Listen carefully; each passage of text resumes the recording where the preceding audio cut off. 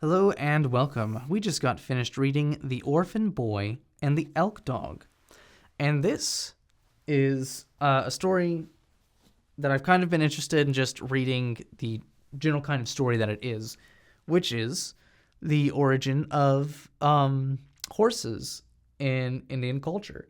Because basically everyone, whenever you think of Indians, thinks of them riding horses. But if you know your history, you know that it was the Spanish and the English and French and everybody who, migrated over here in America that actually brought horses into America because horses were not native. I know some people say that horses originated here, but I don't know why they make that claim, since we know for a fact that we brought horses over here. Whatever. So it's very interesting that it's very interesting to read a story about them getting it. And I like to think, since the prologue mentioned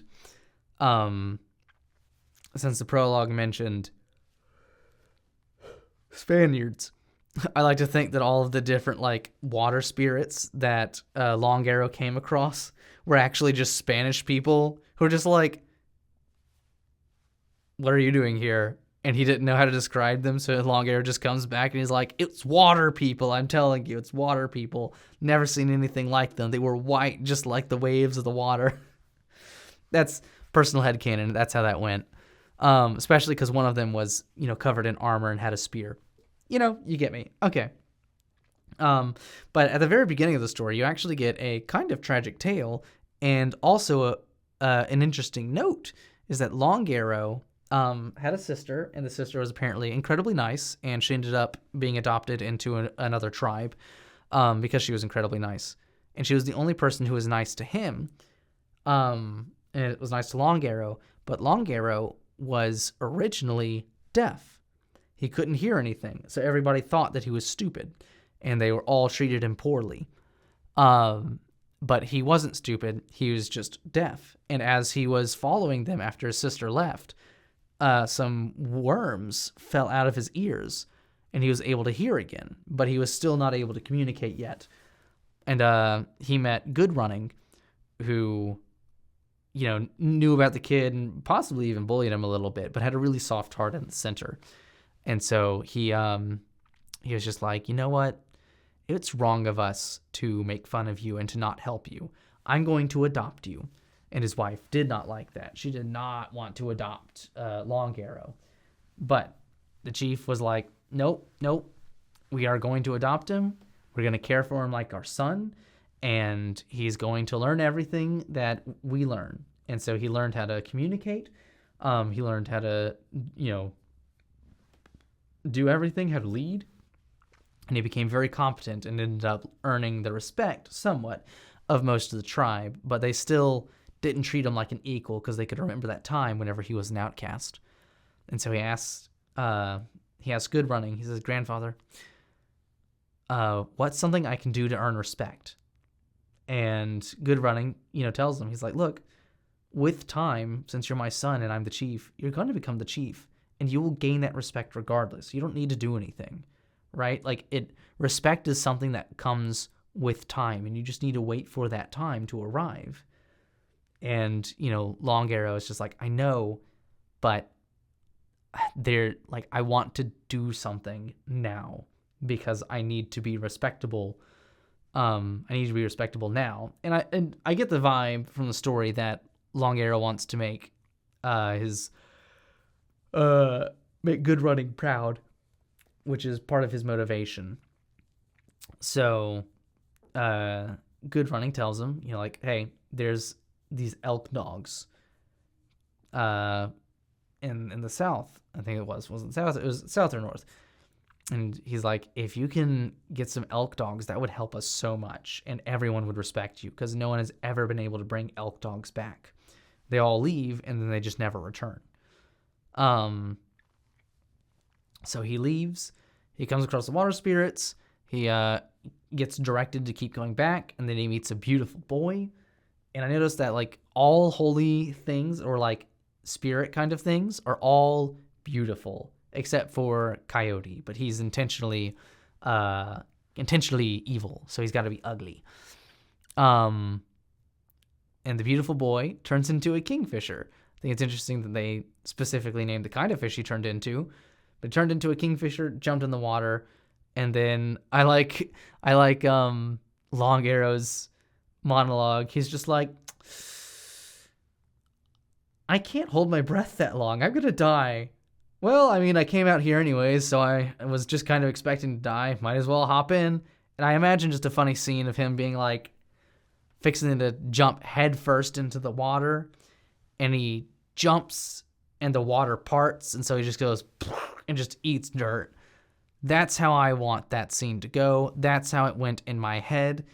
And he's just like, oh, it's dry. And then you just have everything parting wherever he goes. So anyways, he continues to go down, down, down, down. Sees a very nice teepee, goes inside, meets the magic guy. I cannot remember his name at the moment. I could look it up, but I don't feel like it. Sees the guy, and then, talks to him. Is like, hey, I want your elk dogs, which are horses, what they said previously. He's like, all right, cool. Son, go show him the elk dogs. Let him ride on them. Do whatever you want. Teach him how it's done. And so the beautiful boy teaches Long Arrow how to ride the horses, how to take care of the horses, and all this stuff. And then he later on,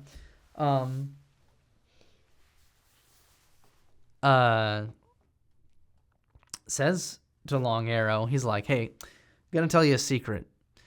If you can spot my grandfather's legs, he has to give you something. So you're gonna make 3 wishes.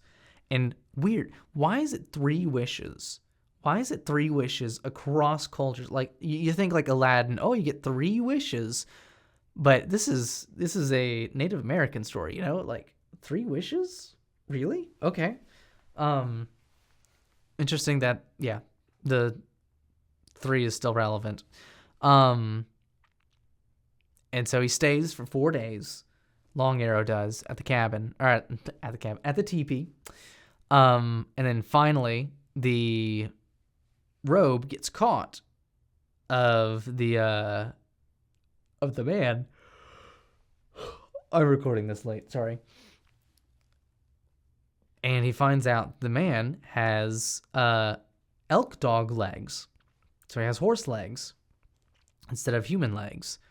And he's like, you got me.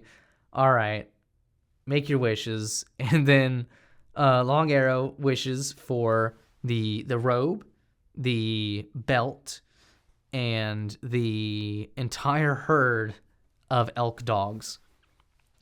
And the man's like, gee whiz, all right, you want everything that I have that's valuable. He's like, you're not getting everything. Calm down, son. Calm down. All right, look, I'll give you the robe, I'll give you the belt, but you're only getting half of the elk dogs. Chill out. And just because I like you, I'll throw in this rope. He's like, well, calm down, dude. Calm down. And just because I like you, I'll give you this rope. And he's just like, look, any elk dog you want to tame, wear the robe, wear the belt, and use this, and you'll tame all of them. Which, it just feels like a video game when you get the specific armor that allows you to do something without having to, like, play the mini game to actually be able to do it.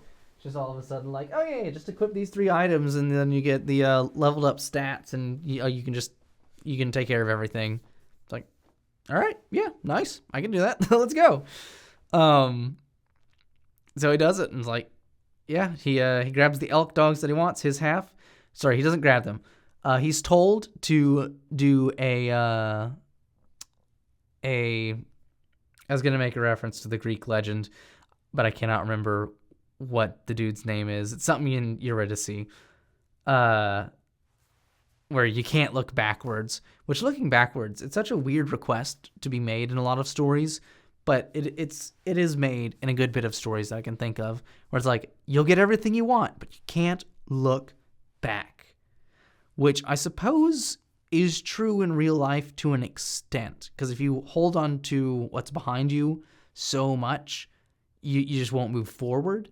And the idea here is that if you don't look back, the thing that you wanted from the past will actually come to meet you and then to pass you up. And while it's passing you up, if you grab hold of it, it will take you further and faster, which very interesting concept to think about. But you're just going through the story. He goes back, meets the village. He's like, look what I've got. We will be rich and amazing, and we can do whatever we want because these elk dogs can carry so much weight. They can carry so much stuff around for us. And so they all are like, wow, this is amazing.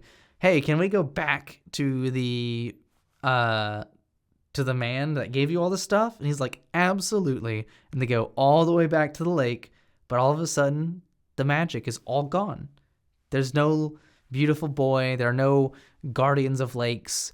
It's just the lake with fishes, which one you could say is the reality catching up to where it wasn't magical beings that he came into contact with and he just lied about it. Or, as is the nature with most spiritual events, a person will experience a spiritual event, but when multitudes show up, it's not special for a spiritual event because the spiritual event is particular to the person, the place, and the time. And he needed that spiritual event at that time and at that place to become the man he needed to become and to learn what he needed to learn to be able to teach it to everybody else. So why this is the case for a lot of spiritual things, I don't know, but it seems relevant to bring it up because even in this case, it happens, where it's like, ooh, something super important happens. I'm the only one who experienced it, and everyone just has to go on faith that I was telling the truth, but I still was able to help everybody with the thing that I was experienced, or that I experienced, and was able to move on with. So yeah, that's what I got out of the story. What did you get out of the story? Let me know down in the comments below, and don't forget to like, subscribe, and hit that little notification bell, and I will see you next time. Oh, don't forget to watch one of these videos. That click-through rate and the retention really helps. Thank you.